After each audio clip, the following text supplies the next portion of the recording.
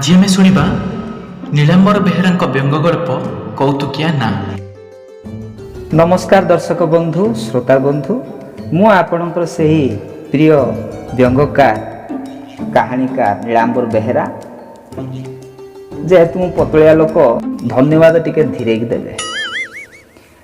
ସବୁବେଳେ ହସୁଥିବେ, ହାତରେ ତାଳି 18 ହସ, ଜାଣିବ ସେ ସଚ୍ଚା ମଣିଷ। ଗାଈ ଖାଏ ଘାସ, ଗାଈ ଖାଏ ଘାସ, ମଣିଷ ଜମା ଖାଏ ନାହିଁ ଘାସ।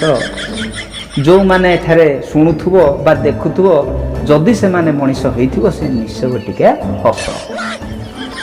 ତ କାଲି ମୁଁ ବ୍ୟଙ୍ଗ ଲେଖିଲା ସମୟରେ ମୋର ଗୋଟିଏ ମନେ ପଡ଼ିଗଲା କାହାଣୀଟିଏ, ବହୁତ ସୁନ୍ଦରିଆ କାହାଣୀଟିଏ। ସେ କାହାଣୀର ନାଁ ହେଉଛି କୌତୁକିଆ ନାଁ। ପଢ଼ିବା, ଶୁଣିବା କାହାଣୀଟି। ବିରାଟ ବୋଲି ଗୋଟିଏ ଗାଁଟିଏ ଥାଏ। ସେଇ ଗାଁରେ ମଙ୍ଗୁଳି ବୋଲି ଜଣେ ବୁଢ଼ା ଲୋକ ସାରୁ ଚାଷ କରୁଥାଏ। ତାର 5ଟି ପୁଅ ଥାଏ। ସେ ତାର 5ଟି ପୁଅକୁ 5ଟି ଭିନ୍ନ ରକମର ନାଁ ଦେଇଥାଏ।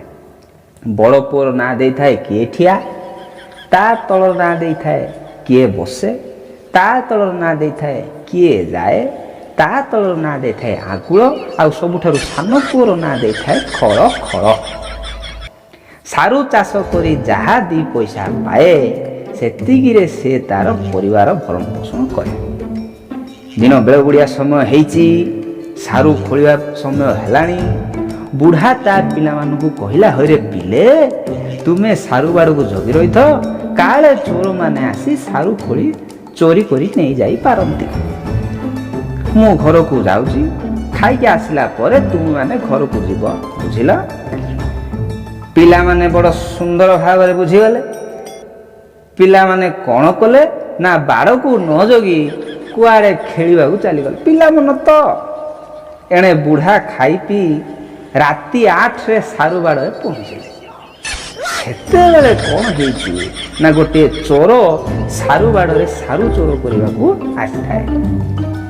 ଚୋର ଜଣକ ବାଡ଼ରେ କିଏ ଅଛନ୍ତି କି ନାହିଁ ବୋଲି ଅନୁମାନ କରୁଥିଲା। ଏଣେ ବୁଢ଼ା ଜାଣିଛି ଯେ ପିଲାମାନେ ବାଡ଼ରେ ଥିବେ।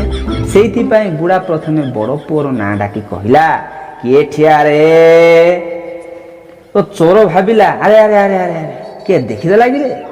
କାରଣ ଚୋର ଜାଣିନି ଯେ ବଡ଼ ପୁଅର ନାଁଟା ହେଉଛି କିଏ ଠିଆ ବୋଲି। ଚୋର ଭାବିଲା, ମୁଁ ଠିଆ ହୋଇଛି ବୋଲି ସିନା ଦେଖିଦେଲା ବୁଢ଼ା, କିନ୍ତୁ ଭିତରେ ବସି ପଡ଼ିଲେ ସିଏ କୁଆଡ଼ୁ ଦେଖିଦେବ। ସେତିକି ବେଳେ ବୁଢ଼ା କହିଲା, ଆରେ ବଡ଼ ପୁଅ ତ ନାହିଁ, ତା ତଳ ପୁଅକୁ ଡାକିବା। ବୁଢ଼ା ବଡ଼ ପାଟିରେ ଡାକିଲା, କିଏ ବସେ ରେ? ଏତିକି ବେଳେ ଚୋର ଚମକି ପଡ଼ିଲା, ବୋଇଲା, ଆରେ ବାପା, ବୁଢ଼ା ଦେଖିଦେଲା, ନହେଲେ କିଏ ବସରେ ବୋଲି କାହିଁ କହନ୍ତା? ମୁଁ ଠିଆ ହେବାରୁ ସିନା ଦେଖିଦେଲା, ବସିବାରୁ ମଧ୍ୟ ଦେଖିଦେଲା। ଏଇଠୁ ଲୁଚିକି ପଳେଇଲେ କୁଆଡ଼ୁ ଦେଖିଦେବ। କିନ୍ତୁ ଚୋର ଜାଣିନି ଯେ ବୁଢ଼ାର ଆଉ ଗୋଟିଏ ପୁଅ ନା କିଏ ବସରେ ବୋଲି। ତ ସେଇଠୁ ସେ ଲୁଚି ଲୁଚି ଚାଲିଗଲା। ସେତିକି ବେଳେ ବୁଢ଼ା ତାର ତଳ ପୁଅଟାକୁ ଡାକିଲା, କିଏ ଯାଏ ରେ?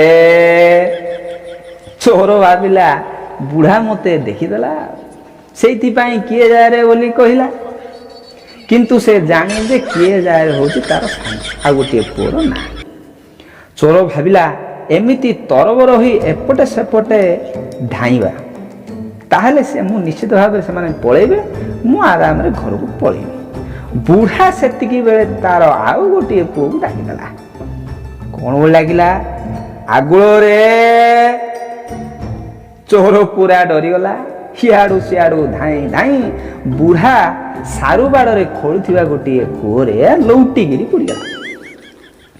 ଆଉ ଭିତରେ ପଡ଼ିକି ଖଳ ଖଳ ହେଉଥିଲା।